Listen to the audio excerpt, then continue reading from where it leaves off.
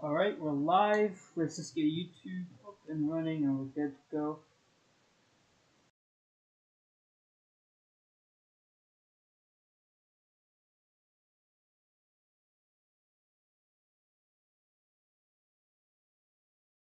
Alright, we're live. So, welcome to the live session. Today is December 7th, 2020. We're back again on Monday, looking at the charts, getting ready for the week. So let's get started with the dollar index. So last Friday, we talked about this potential double bottom here and how it can lead to retracement back to the upside. Now, this last key level of 91,000 could be a possible point where we go to, we reject and go lower. And that's where price has rejected, has now turned to go lower.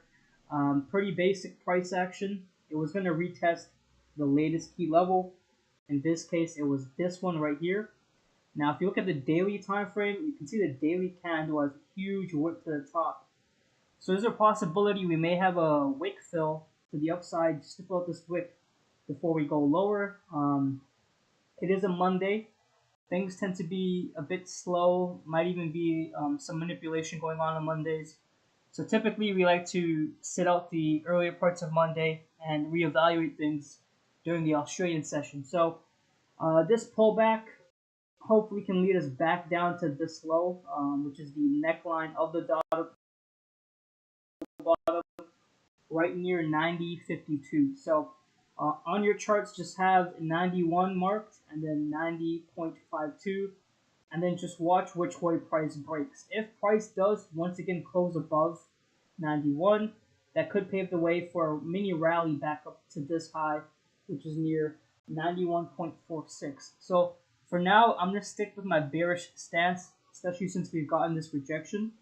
And I'm going to predict that price will get back down to this low right here for the target for the near term. And ultimately, this should lead to weakness in the dollar and then bullishness in the Forex major currency pairs. For the most part, we've been bearish for a very long time on the dollar index. Look at the monthly. Right, we've been in a significant downtrend since April. So I do think overall price is going to be pulled and magnetized to this all-time low, or this 2018 low of 88.713. Now I'm going to side with the bearish bias unless price does anything drastic. But for now, you can see it's relatively bearish still. Even though our last candle was a hammer, which is typically not the most bearish candle there is, hopefully the next candle we get is a nice bearish candle down here, and we can start entering our trades once again for the majors. Okay, so that's the dollar index on this morning. Last week we had NFP, so a lot of it was sort of riding on those results. Now that we know it was a mixed release. Let's quickly go over those results.